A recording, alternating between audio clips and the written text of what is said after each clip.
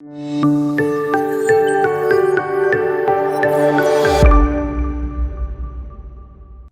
and a very warm welcome to the Bharata First podcast. This is Frank Rausan Pereira doing a reading of C.Raja.Gopalachari's Mahabharata.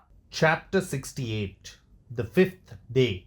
I am like a shipwrecked man seeking to save himself by swimming in a storm tossed ocean. I shall surely drown, overwhelmed in this sea of sorrow. Again and again, when Sanjaya related the happenings of the great battle, Dhritarashtra would thus lament, unable to bear his grief. Bhima is going to kill all my sons, he said. I do not believe there is anyone with prowess enough in our army to protect my sons from death. Did Bhishma, Drona, Kripa, and Ashwatthama look on unconcerned when our army fled in terror? What indeed is their plan? When and how are they going to help Duryodhana? How are my sons to escape from destruction? Saying thus, the blind old king burst into tears. Calm yourself, king, said Sanjaya. The Pandavas rest on the strength of a just cause. So, they win.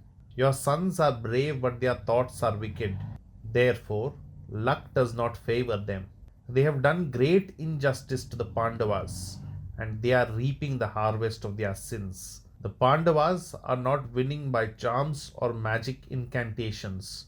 They are fighting according to the practice of Kshatriyas. Their cause being just, they have strength. Friends advised you, but you discarded wise counsel.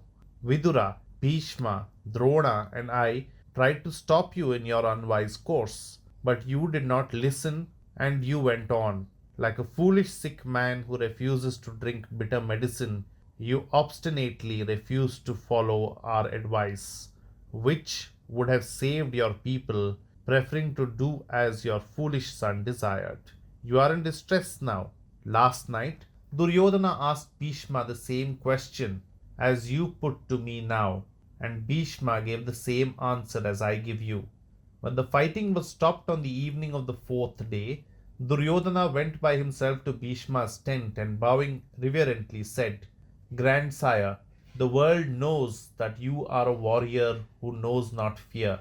The same is the case with Drona, Kripa, Ashwatthama, Kritavarma, Sudakshin, Bhurishravas, Vikarna, and Bhagdata.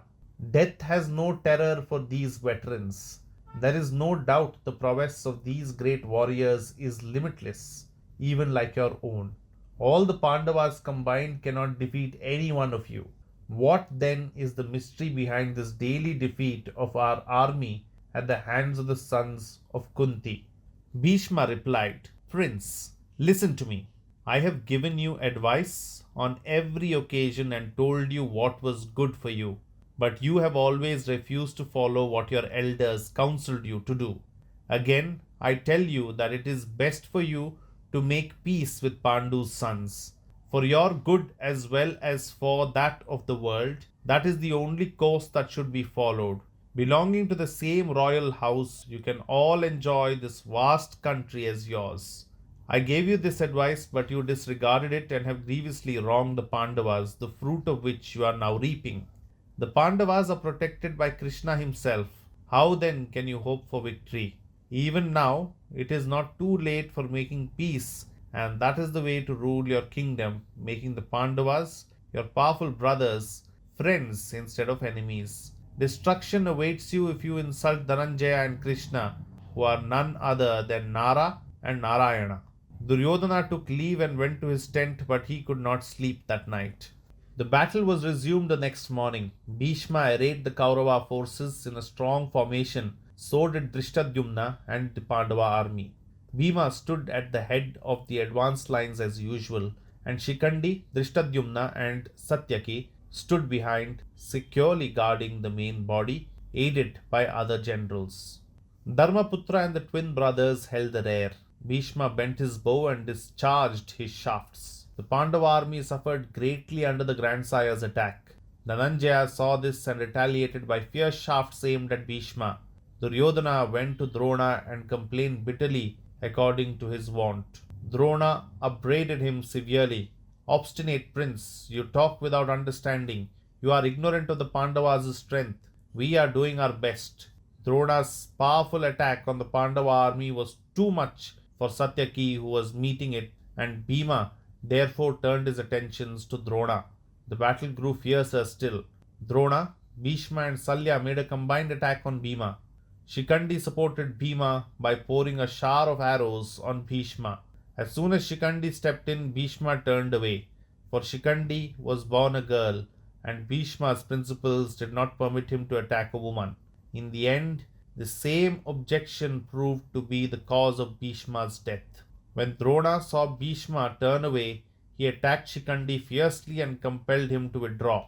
There was a promiscuous battle the whole of the forenoon of the fifth day, and the slaughter was terrific. In the afternoon, Duryodhana sent a large force to oppose Satyaki, but Satyaki destroyed it completely and advanced to attack Burishravas. Burishravas, who was a powerful opponent, put Satyaki's men to fight and pressed Satyaki himself so fiercely that he was in distress. Satyaki's 10 sons saw their father's plight and sought to relieve him by launching an offensive against Burishravas. But Burishravas, undaunted by numbers, opposed the combined attack and was not to be shaken. His well aimed darts broke their weapons and they were all slain, strewn on the field like so many tall trees struck down by lightning. Satyaki, wild with rage and grief, drove forward at a furious pace to slay Burishravas. The chariots of the two warriors dashed against each other and crumbled to pieces, and the warriors stood face to face with sword and shield in desperate single combat. Then Bhima came and took away Satyaki by force into his chariot and drove away. For Bhima knew that Burishravas was an unrivaled swordsman and he did not want Satyaki to be slain. Arjuna killed thousands of warriors that evening. The soldiers dispatched against him by Duryodhana perished like moths in the fire. As the sun went down and Bhishma gave orders to cease fighting, the princes on the Pandava army surrounded Arjuna and greeted him with loud cries of admiration and victory. The armies on both sides retired to camp along with the tired horses and elephants. That's it in this chapter. This is Frank Rausan Pereira signing off. Do like and subscribe to the podcast and also do the same on YouTube along with hitting the bell icon. Please follow Bharata First on Twitter and Instagram as well.